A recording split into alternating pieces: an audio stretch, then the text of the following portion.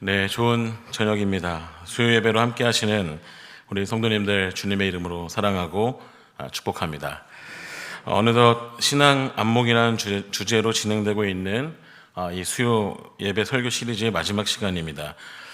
지난주 수요일에는 신앙 안목 두 번째 시간으로 마가복음 8장 말씀을 통해 예수 그리스도를 바라보는 우리의 신앙 안목이 어떠한지 함께 살펴보는 시간을 가졌습니다. 먼저는 우리가 예수 그리스도를 어떻게 바라보고 있는지, 나아가 예수 그리스도 안에서 소망하며 사는 것이 무엇인지, 혹시 예수님께 바디메오 맹인처럼 두 번 안수 받아야 할 정도로 우리의 신앙 안목이 어두워져 있는 것은 아닌지 잠시 돌아보는 시간을 가졌고요. 특별히 또 오해받고 싶어 하지 않으셨던 예수님의 그 모습을 바라보며 우리 각자 자신의 욕망을 예수님께 투영시키며 주님의 뜻을 따르는 것이 아니라 십자가를 지고 그리스도의 남은 고난을 채우며 살아가야 한다는 그런 말씀을 나눴습니다. 오늘은 신앙 안목 세 번째 시간으로요, 요한복음 1장 29절과 또 로마서 7장 18절부터 25절까지의 말씀을 나누고자 합니다. 특별히 소개해 주신 것처럼 죄와 싸우고 있는가라는 제목으로 잠시 함께 말씀 나눌 때 우리 눈에 보이지 않는 죄성을 다시 한번 민감하게 바라볼 수 있는 신앙 안목이 생기시기를 바라고요. 아울러 우리를 죄로부터 건져내시는 예수 그리스도를 만나시는 은혜가 있기를 주님의 이름으로 간절히 소망합니다. 여러분, 질문을 하나 드리며 설교를 시작하려고 합니다. 우리의 신앙생활 속에서 쉽게 잊혀지는 것이 있다면 여러분, 그것은 무엇일까요? 이 질문에 저와 여러분이 참 여러 가지로 답을 할 수 있을 것 같은데, 저는 이 질문에 이렇게 좀 답을 드리려고 합니다. 우리의 죄가 신앙생활 속에 참 쉽게 잊혀지는 것이 아닌가 하는 생각이 요즘 많이 듭니다. 특별히 우리는 지속 가능한 또 영적 성장과 또 성숙을 이루어 가야 하는 그러한 사명도 가지고 있는 사람들인데, 저와 여러분이 하나님 앞에서 지속 가능한 영적 성장과 성숙을 이루어 가려면 우리 모두에게 있는 이 죄를 전혀 간과해서는 절대로 안 됩니다. 이 죄라는 것이 때로는 우리의 신앙생활 속에 참 많이 잊혀지고 있다는 생각을 할 때가 참 많다는 것이죠. 설교 주제로 이야기하자면요, 죄를 바라보는 신앙 안목이 저와 여러분을 비롯하여 많은 그리스도인들 사이에서 사라지고 있다는 것이죠. 그리고 사실 이런 모습이 좋지 않다고 말할 수 있는 것은 기독교 신앙의 시작점이, 그 제로 베이스가 바로 인간의 타락의 문제, 그 죄의 문제인데, 가장 기본적이고 본질적인 이 부분을 우리가 쉽게 잊어버리거나 그다지 중요하게 생각하지 않고 교회를 다니고 있다면, 무엇보다도 우리 삶 속에서 이 문제를 잘 다루고자 하지 않고 다루어지지 않는 모습이 저와 여러분을 비롯하여 많은 그리스도인들에게 있지 않은가 하는 것을 이 말씀을 나누는 시간에 잠시 함께 생각해 봤으면 하는 것입니다. 우리가 교회 다니면서 예수님 믿으면서 무언가는 열심히 합니다. 무언가를 많이 하는데 나의 죄를 바라보는 신앙 안목이 사라져버리고 또 나의 죄를 다루고자 하는 모습이 소멸되어 버린 것은 아닌지 잠시 예배를 통해 점검했으면 하는 것입니다. 저는 개인적으로 주님을 믿으면 믿을수록, 그리고 말씀을 보면 볼수록 우리 신앙생활에 있어서 해야 할 것 참 많지만 그럼에도 불구하고 최대 관심사가 되어야 할 것은 바로 우리 주 예수 그리스도의 은혜와 또 우리의 죄가 되어야 하지 않을까라는 생각을 정말 많이 해보게 됩니다. 다른 건 다 하는데 예수 그리스도와 죄를 바라보는 신앙 안목이 사라져버리고 소멸되어 버리면 안 된다는 것이죠. 왜냐하면 우리가 예수 그리스도와 우리의 죄에 가장 많은 관심을 둘 때 나 같은 사람이 얼마나 큰 은혜를 받았는지 알 수 있고요. 우리가 예수 그리스도와 우리의 죄에 가장 많은 관심을 둘 때 나 같은 사람이 그럼에도 은혜 받아 거룩해 질 수 있다라는 것을 알 수 있는 것이고요. 우리가 예수 그리스도와 우리의 죄에 가장 많은 관심을 둘 때 나 같은 사람이 조금이라도 하나님의 뜻대로 살아갈 수 있을 뿐만 아니라 감히 하나님의 부르심에 온전히 응답하며 겸손하게 살아갈 수 있기 때문에 우리는 조금이라도 예수 그리스도와 우리의 죄에 가장 많은 관심을 두어야 한다라는 것입니다. 그런 의미에서 저는 오늘 이 시간에 여러분에게 가장 먼저 이런 도전을 드리고 싶습니다. 예수 그리스도께서 지고 가신 세상 죄에 대하여서 여러분 생각해 보았는가입니다. 예수 그리스도께서 지고 가신 세상 죄를 생각하며 살아가고 있는가입니다. 예수 그리스도께서 지고 가신 세상 죄를 볼 줄 아는 신앙 안목이 있냐라는 것이죠. 다 같이 우리 요한복음 1장 29절 말씀을 한 목소리로 함께 읽어볼까요? 한 목소리로 읽습니다. 시작. 이튿날 요한이 예수께서 자기에게 나아오심을 보고 이르되 보라 세상 죄를 지고 가는 하나님의 어린 양이로다. 아멘. 세례요한은 자신에게 오시는 예수님을 보며 이렇게 이야기했습니다. 세상 죄를 지고 가는 하나님의 어린 양이로다. 세례요한의 이 한마디는 예수님께서 이 땅에 오신 이유와 또 예수님께서 이 땅에 오셔서 무엇을 하시는지 그리고 무엇을 하실 것인지 결국 어떤 사명을 감당하셨는지를 분명하게 알려줍니다. 예수님께서 세상 죄를 지신다는 것은 결국 세상 죄를 짊어지셨다라는 것을 말하는 것이고요. 그 세상 죄를 짊어지셨다라는 것은 이 문제를 해결하신다라는 것을 뜻하는 것이죠. 그리고 솔직히 여러분 예수 그리스도를 믿으면서 그리고 교회 다니면서요, 이 사실을 듣지 못하거나 모르는 사람은 거의 없을 것입니다. 한 번 이상은 들었고요.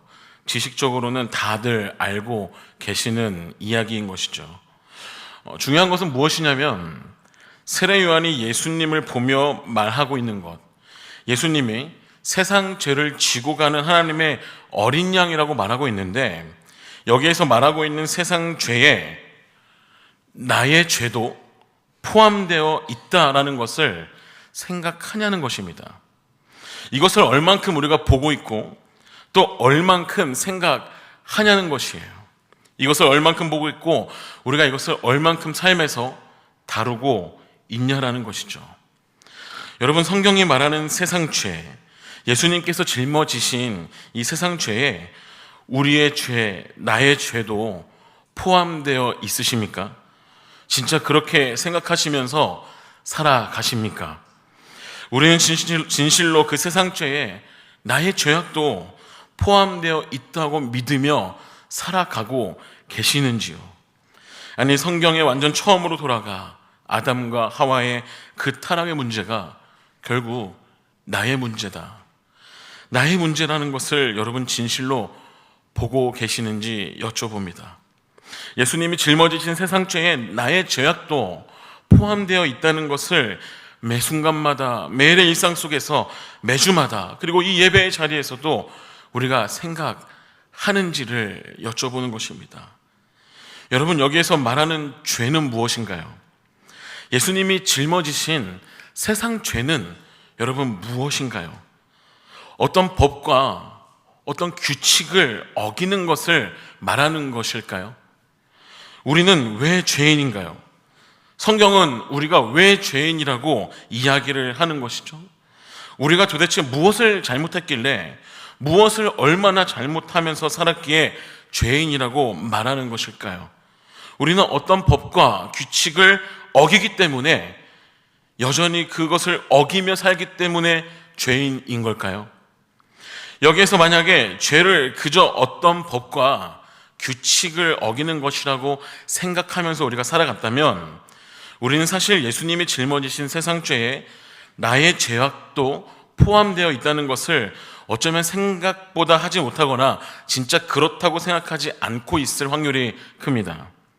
한편으로는 죄를 그저 어떤 법과 규칙을 어기는 것으로 생각하면서 살아왔다면 예수님이 짊어지신 세상 죄가 때에 따라 다르게 느껴질 확률이 큽니다. 그러니까 내가 좀 잘 살고 잘 지내고 있다고 생각할 때는, 때로는 좀 내가 나이스하게 살아가고 있다는 생각이 들 때는 예수님이 짊어지신 세상죄가 나의 죄악이라고 생각이 들지 않을 때가 있고요. 내가 어떤 법과 규칙을 잘 지키면서 살면, 꽤 세상에서 도덕적으로 살고 꽤 정의롭게 살아가고 있으면 예수님이 짊어지신 세상죄가 내 죄다라는 생각이 잘 들지 않을 때가 있다라는 것이죠. 네, 이렇게 때에 따라 다르게 느껴질 확률이 여러분 크다라는 것입니다. 그런데 여러분, 이건 모두가 문제이고 잘못된 것입니다. 인간의 죄를 그저 어떤 법과 규칙 정도를 어기는 것이라고 생각해서 내가 어떤 법과 규칙을 잘 지키면서 살다 보니까 꽤 도덕적으로 꽤 괜찮게 살다 보니까 마치 내가 의인 같고 죄인이 아닌 것처럼 생각하는 것도 문제이고요. 그러다 보니 솔직히 내가 죄인이라는 생각이 잘 들지 않아서 예수님께서 짊어지신 죄에 나의 죄악도 포함되어 있다는 것을 잘 생각하지 못하고 인지하며 살아가지 못하는 것도 문제입니다. 우리가 우리의 죄의 문제에 대해서 생각할 때 우리가 어떤 법과 규칙을 어기는 것을 생각하면서 접근하거나 내가 도대체 무엇을 잘못했길래 죄인인 것인가라고 말하며 접근한다면 여러분, 잘못된 접근이라는 것을 다 아시겠지만 그럼에도 다시 한번 우리의 마음속에 새기셔야 됩니다. 우리가 죄에 대해 잘못 접근을 하고 죄를 잘못 인지하기 시작하면 예수님께서 지고 가신 세상 죄를 곡해할 수 있다는 것을 우리는 알아야 한다는 것이죠. 예수님께서 지고 가신 세상의 죄악에 내 죄악도 포함되어 있다는 것을 적극적으로 알지 못한 채 죄인이 아니라 무언가 내가 좀 잘해서 의인인 것처럼 살아갈 수 있다는 것을 우리는 다시 한번 생각해 봐야 한다는 것입니다. 사랑하는 여러분, 예수님이 짊어지신 세상 죄는요, 나의 죄이고 우리의 죄입니다. 그리고 무엇보다도 인간의 본성적인 문제라는 것을 기억하시길 바랍니다. 저 여러분에게 있는 죄는 원래 없었는데 우리가 어떤 규칙을 지키지 못해서 생기는 것이 아닙니다. 인간의 본성적인 문제입니다. 성경이 타락한 인간에 대해서 말할 때 뭘 잘못했기 때문에 죄인이라고 말하는 것이 아닙니다. 첫사람 아담과 하와의 불순종으로 인해 타락한 문제가 모든 인류에게 전가되었기 때문에 우리 모두를 죄인이라고 말하는 것이죠. 그 죄악이 전가되었기 때문에 우리 안에 죄악된 본성이 모두에게 있는 것이고요. 그 죄악된 본성을 우리는 다 가지고 태어나는 것입니다.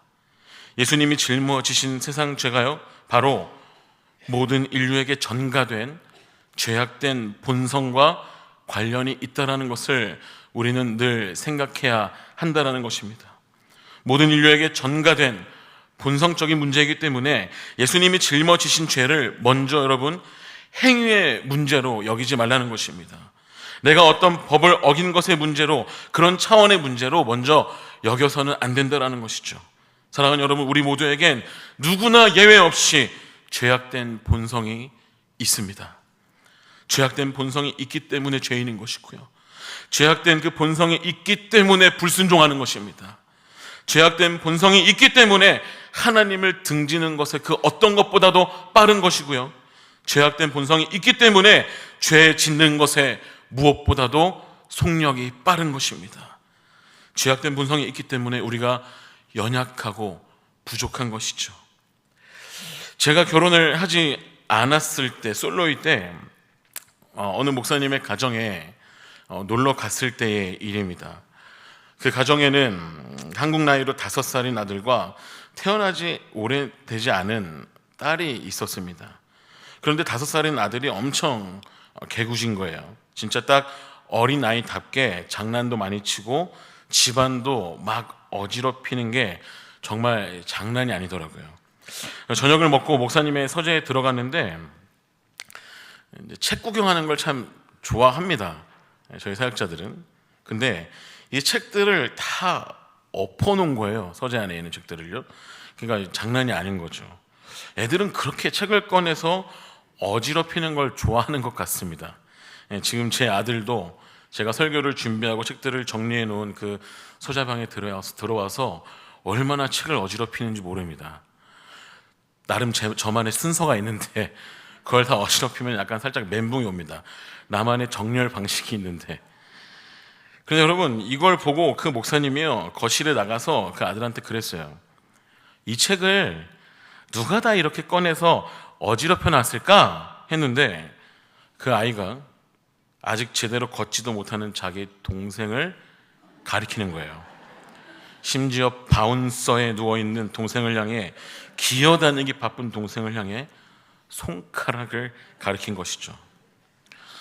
어라, 이 집은 홈스쿨링 하는 걸로 알고 있는데 자녀를 정말 잘 키우고자 한 가정인데 정말 훌륭한 부모님이었어요. 그 부모님 밑에서 좋은 환경 속에서 자란 아들인데 누가 이 거짓말을 가르쳤을까? 적어도 이 부모님이 가르치지는 않았을 겁니다. 저도 제 아들한테 거짓말을 가르치진 않습니다. 아직까지는. 그렇죠? 사랑하는 여러분, 단적인 예이긴 하지만 제가 방금 여러분에게 드린 말씀이 무엇을 이야기하는 것입니까? 죄악된 본성이 그렇게 순수하고 맑은 아이에게도 있다라는 것입니다. 가르쳐 주지 않아도, 누가 시키지 않아도 스스로 짓는 거짓이 죄악된 본성이 있다라는 것이에요. 우리는 항상 온전히 깨달아야 합니다. 예수님이 짊어지시는 세상 죄에 그 어리고 맑은 순수한 아이의 죄악도 포함되어 있다는 것을 여러분 깨달아야 합니다. 예수님이 지고 가신 세상 죄, 곧 나의 죄를 아무리 지우려고 해도 지워지지 않는 이 본성적인 문제를 우리가 인지하지 못하면 우리는 쉽게 교만에 빠지고 때에 따라 주님을 필요로 하고 때에 따라 주님을 필요로 하지 않게 되는 것입니다. 계속해서 어떤 규칙을 지키지 않으면 죄인이라고 생각하고 어떤 규칙을 잘 지키면 죄인이 아니라고 생각하는 그런 상태에 빠지게 되는 것이죠. 여러분, 이렇게 되면 결국 어떻게 됩니까? 예수님이 지고 가신 세상 죄에 내 죄악도 포함되어 있다는 것을 꽤 자주 생각하지 못할 뿐만 아니라 내가 주님을 믿는 가운데 거룩함을 이루어가기 위해, 내가 주님을 믿는 가운데 예수님을 어떻게든 닮아가기 위해, 내가 주님을 믿는 가운데 어떻게든 그 주님의 사명을 감당하기 위해 우리는 정말 죄와 처절하게 싸워야 하는데, 우리가 처절하게 싸워야 할 죄의 문제를 겉으로 드러나는 것으로만 생각하고요, 우리가 몸소 싸워야 할 죄의 문제는 굉장히 본성적이라는 것을 철저히 깨달아야 하는데, 여기에서부터 죄와 싸우는 것이 헐거워지고 얄팍해지기 시작한다는 것입니다. 우리가 인생을 살면서요, 죄의 본성을 느끼지 못하고 우리의 타락한 죄의 본성이요 얼마나 무거운 것인지 여러분 느끼지 못하면서 교회 다니시고 그렇게 살아가시면요, 여러분 예수님이 지고 가신 세상 죄를, 그 죄의 무게를 우리는 결코 제대로 알지 못하게 됩니다. 십자가의 무게, 그 죽음의 의미, 예수 그리스도의 공로를 온전히 알지 못하며 그냥 교회 다니는 것이에요. 그냥 10년, 20년 이렇게 나 신앙생활 했다라고 말하는 것이죠. 그 무거운 죄가 우리를 지금도 하나님의 뜻대로 살지 못하게 하려고 얼마나 괴롭히는데요, 그것을 인지하지 못하고 살아가는 것입니다. 이렇게 되면 저와 여러분은 영적으로 무감각해지기 시작합니다. 죄와 싸우는 영적 전투, 영적 씨름의 현장은요, 우리의 삶에서 조금씩 자연스럽게 사라져 버리는 것이에요. 나아가 예수 그리스도는 세상 죄를 지신 분위기보다는, 나의 죄를 지신 분위기보다는 어느새 나도 모르게 내 욕망이 투영된 예수 그리스도로 여겨지게 되는 것이죠. 사랑하는 여러분, 성경은 우리에게 다양한 죄악된 본성을 떠올리게 하고 깨닫게 합니다. 하나님의 말씀은 곳곳에서 우리의 다양한 죄악된 본성을 떠올리게 하고 깨닫게 하죠. 정말 셀 수가 없을 정도로 우리의 죄를 다양하게 질 수밖에 없는 죄인입니다. 우리의 삶의 영역이 생각보다 넓고 생각과 마음의 영역이 넓고요, 내가 활동하며 사는 영역이 다양하기 때문에 성경은 우리에게 다양한 죄성을 떠올리게 한다라는 것입니다. 쉽게 말해서 몇 가지만 놓고 죄의 문제를 생각해서는 안 된다는 것이고요, 우리의 죄악된 본성으로 생기는 문제가 몇 가지에 국한되는 것이 아니라는 것입니다. 그만큼 우리가 죄와 싸워야 할 영역들이요 넓고 많다라는 것이죠. 이것이 어떤 모습으로 또 어떤 모양으로도 나타날 수 있다는 것을 우리는 알아야 합니다. 뿐만 아니라 눈에 보이지 않고 드러나는 것까지도 우리는 깨달으며 살아가기를 소망해야 한다는 것이죠. 그것이 바로 죄악된 본성의 무게감을 느끼는 삶이고요, 예수님께서 짊어지신 죄의 무게가 얼마나 무겁고 부담스러운 것인지를 처절하게 깨달으며 사는 삶입니다. 무엇보다도 이것이야말로 죄와 싸우며 예수님께 반응하며 사는 삶이라고 말할 수 있는 것이죠. 저는 개인적으로 최근에 참 바쁘고 분주한 일정을 보내고 있습니다. 물론 저뿐만 아니라 담임 목사님과 모든 교역자들이 분주한 일상을 보내면서 주님께서 맡기신 그 교회 사역들을 감당하고 있는데, 그 분주함 속에 제가 하나님과의 관계 안에서 놓친 것들이 제법 있다는 것을 깨닫게 되는 시간이 최근에 있었습니다. 어느 날 기도하는데 하나님께서 깨닫게 하시는 제 모습이 있는 거예요. 마음속에 그런 물음이 생기더라고요. 저는 그게 하나님께서 주신 물음이라고 생각을 하는데, 지금 너에게 영적 전쟁터가 있으면 그 전쟁터는 어디냐라는 마음을 주시더라고요. 그리고 지금 너는 너의 어떤 죄성을 가지고 씨름하고 기도하고 있냐, 이런 물음을 마음속에 주시더라고요. 사실 때마다 저는 저의 어떤 죄악된 본성을 가지고 씨름하고 싸웠던 그런 시간들이 과거에 계속해서 있어 왔습니다. 때로는 교만함으로, 때로는 인정 욕구로, 때로는 내가 좌지우지 해보겠다는 그런 권력 욕으로, 때로는 미움과 혐오로, 때로는 하나님을 향한 불신뢰로, 때로는 누군가를 쉽게 정죄하는 마음으로, 때로는 나의 욕망이 투영된 기도 제목들과 사명을 감당하더라도 내가 하고 싶은 것들로 채워져 갔던 시간들, 때로는 하나님의 임재 앞에 엎드려 주의 음성에 귀를 기울이기보다는 내 마음대로 살아가고 싶었던 그런 시간들, 이렇게 저의 죄악된 본성을 가지고 씨름을 하던 시간들이 있었는데, 최근에는 구체적으로 죄악된 본성을 가지고 씨름하는 모습들이 없어서 그랬는지 성령님께서 기도하는 가운데 지금 너는 너의 어떤 죄성을 가지고 씨름하고 기도하고 있냐라는 그런 마음을 주신 것 같습니다. 그 물음 속에 제가 스스로 답을 하는 시간을 계속해서 가졌습니다. 그런데 그 가운데 제가 현재 싸워야 할 죄성도 생각나게 하셨지만 이런 마음도 동시에 주시는 것을 경험하게 되었습니다. 그 경험은 무엇이었냐면, 제가 20대 때 정말 열심히 싸우던 죄의 본성들이 있거든요. 물론 완벽하게 그 싸움에서 승리하지 못했지만 그럼에도 그런 주제들이 있었습니다. 그런데 그때 당시에는요, 그 주제를 가지고 싸움할 때 그런 생각을 했어요. 30대가 되거나 또 결혼을 하거나 40대가 되면 이 죄악된 본성에 있어서는 조금 자유롭겠다라는 생각을 하면서 살았습니다. 그리고 실제로 나이가 좀 들고 결혼도 하고 그러다 보니까 확실히 20대에 열심히 싸우던 죄악된 본성과는 조금 거리가 또 멀어지기도 하더라고요.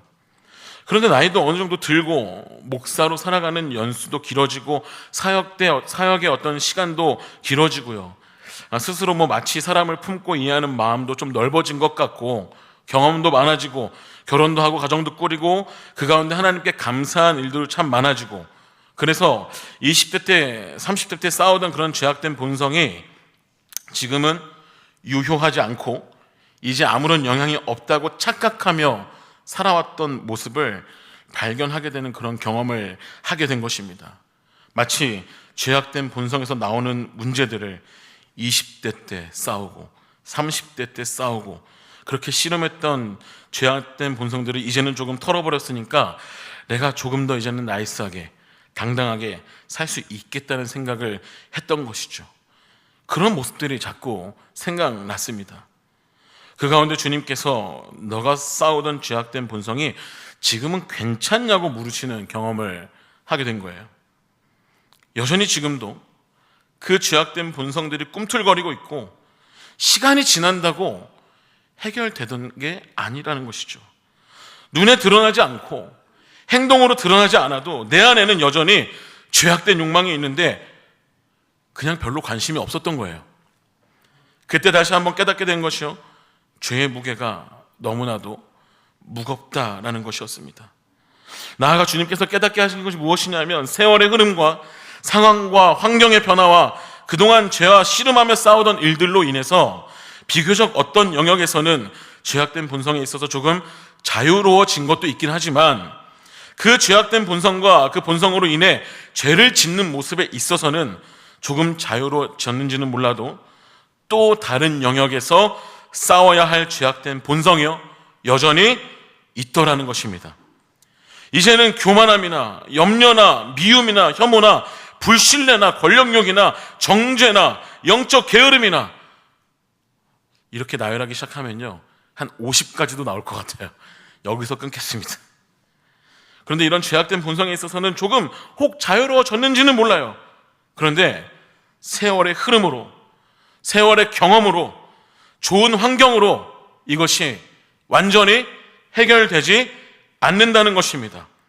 오늘 또 내가 새롭게 싸워야 하는 죄악된 본성이 있다는 것이고 내일 또 새롭게 싸우고 씨름해야 될 죄악된 본성이 여러분, 저와 여러분에게 있다는 것이었습니다. 저는 거기서 한 번 더 깨달았습니다. 주님께서 짊어지신 죄악된 본성의 무게가 그렇게 무거운 것이구나. 이게 정말 심각한 거구나 라는 것을 깨닫게 되었는데 다시 한 번 더 신앙 속의 결론에 이르게 된 것은 무엇이냐면 이것과 정말 다시 한번 싸우며 살아야겠다는 생각을 하게 되었다는 것이죠.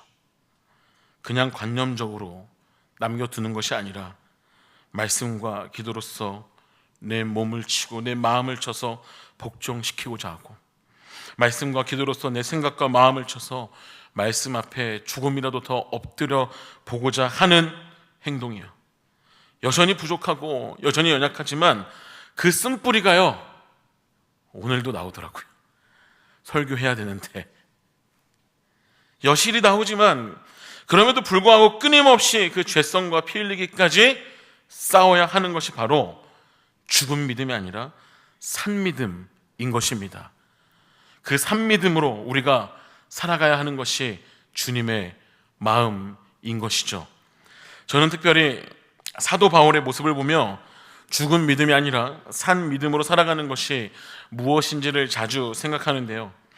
빌립보서 3장 6절을 보면 바울이 예수님을 믿기 전에 자신을 어떻게 표현했냐면 율법의 의로는 흠이 없는 자라고 표현했습니다. 율법으로는 바리새인이라고 했어요. 이런 것들을 배경으로 생각해 봤을 때 예수님을 믿기 전에 사도 바울은 자신이 생각하기에 율법을 완벽하게 지켰다고 생각했었던 것 같습니다. 말 그대로 아까 말했듯이 율법의 의로는 흠이 없다라고 생각하는 것이죠. 자신이 보기에, 사람들이 보기에 완벽해 보이고 깨끗해 보였을 것이라는 말입니다. 그러나 나중에 하나님의 은혜로 예수님을 믿게 되고 우리가 함께 읽은 로마서 7장 말씀을 보면요 이런 얘기를 해요. 그 법을 가지고 가져다 대봤더니 자신이 죄인이라는 것을 깨닫게 되었다는 내용이 나옵니다. 다 지켰다고 생각했는데 제대로 보니까 율법을 말미암지 않고는 내가 죄를 알지 못했다라고 말해요. 곧 율법이 탐내지 말라 하지 아니하였더라면 내가 탐심을 알지 못하였으리라 라고 말하며 보이지 않는 마음의 문제, 보이지 않는 심령의 문제, 보이지 않는 그 내적인 문제에 대해서 바로 그 죄성에 대해서 예수님을 만나고 믿은 바울이 이야기를 한다라는 것입니다. 실은 죄를 겉으로 드러나는 외적인 행동으로만 판단하는 것이 아니라 내적인 동기와 마음만으로도 판단되어진다는 것을 바울이 깨닫게 된 거죠. 바울이 그리스도인이 되어서 이러한 것을 전 인격적으로 깨닫게 되는 것입니다. 이런 바울에게 비로소 어떤 모습이 여러분 나타나는지 아십니까? 로마서 7장을 보면요, 비유적으로 표현하자면 그가 죄와 씨름하고 싸우는 모습이 나옵니다. 그것도 과거형을 현재 시제 동사들로 바꿔가면서 씨름하는 모습들을 표현한다는 것입니다. 바울이 이전에 썼던 과거형이 아니라 현재 시제 동사들로 바꿔가며 그 씨름하고 싸우는 모습을 표현하는 것이 저와 여러분에게 중요한 이유는 무엇이냐면, 이것이 바로 바울 자신의 현재 모습, 그리스도인으로서의 그 모습을 그려내고 있기 때문입니다. 즉, 여러분 죄악된 본성과 싸우는 거요, 그게 정상적인 그리스도인의 모습이라는 것이죠. 그렇다면 바울의 어떤 모습이 나타났길래 그것을 가지고 죄와 씨름하고 싸우는 그리스도인의 모습이라고 말하는 것일까요? 여러분의 이해를 돕기 위해 로마서 7장 17절부터 24절까지의 말씀을 유진 피터슨의 메시지와 쉬운 성경의 표현을 빌려 쓰자면 이렇습니다. 내 속에 있는 죄의 세력이 계속해서 나의 최선의 의도를 좌초시키고 있습니다. 나의 선을 행하기로 결심하지만 실제로는 선을 행하지 않습니다. 나는 악을 행하지 않기로 결심하지만 결국에는 악을 저지르고 맙니다. 내 내면 깊은 곳에서 무엇인가 잘못된 것입니다. 그래서 나는 매번 패배하고 맙니다. 내가 선을 행하기로 결심하는 순간 벌써 죄가 나를 넘어뜨리려고 와 있습니다. 내가 정말 하나님의 율법을 즐거워하지만 내 안에 또 다른 법이 있습니다. 그것이 내 마음과 싸워서 나를 아직도 죄의 종으로 만들고 있다는 것을 알았습니다. 내 안에 다른 부분들이 은밀히 반란을 일으켜서 예상치 못했던 순간에 나를 장악해버립니다. 내가 할 수 있는 일은 무엇이든 해보았지만 결국 아무 소용이 없습니다. 나는 곤고한 사람입니다. 나는 벼랑 끝에 서 있습니다. 나는 얼마나 비참한 사람인가요? 이런 나를 위해 무엇인가 해줄 수 있는 이가 누구 없습니까? 이 사망의 몸에서 누가 나를 건져내 줍니까? 누가 이 죽음의 몸에서 나를 구해내겠습니까? 여러분, 하나님의 법을 사랑하고 즐거워하며 또한 이를 행하기를 원했지만 동시에 하나님의 법에 저항하며 그 속에 여전히 거하는 죄악된 본성이 자신을 사로잡는 모습으로 인해 그 사이에서 죄와 싸움에 씨름하는 그 바울의 모습이 여러분 공감이 가십니까? 바로 이 죄와 싸우는 그 현장이 우리의 삶의 현장에도 있어야 하는 것입니다. 사랑하는 여러분, 보이지 않는 우리의 심령과 마음을 감찰하시는 하나님을 인식하고 인간의 뿌리 깊은 죄악된 본성을 마주하는 모습이 우리 모두의 삶의 자리에, 삶의 현장에 있기를 주님의 이름으로 간절히 소망합니다.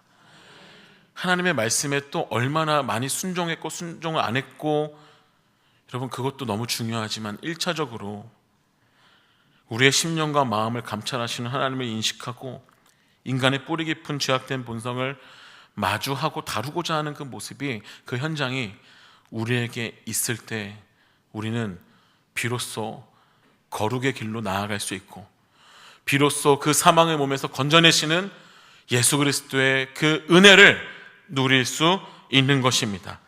나의 죄악된 본성을 볼 수 있는 신앙 안목, 그 죄악된 본성을 분별할 수 있는 신앙 안목, 내가 지금 싸워야 할 죄악된 본성을 온전히 바라볼 수 있는 신앙 안목이 우리 성도님들 삶 가운데 넘쳐나길 간절히 소망합니다. 주님 다시 오실 때까지 죄와 싸울 줄 아는 그런 그리스도인으로 우리가 살아가면서 진정한 은혜 위에 은혜를 누리시는, 십자가 위에 달리신 주님이 우리에게 얼마나 큰 은혜를 베푸셨는지를 날마다 상고하며 나아가는 우리 계산교회 모든 성도님들 되시길 주님의 이름으로 간절히 소망합니다. 기도하겠습니다.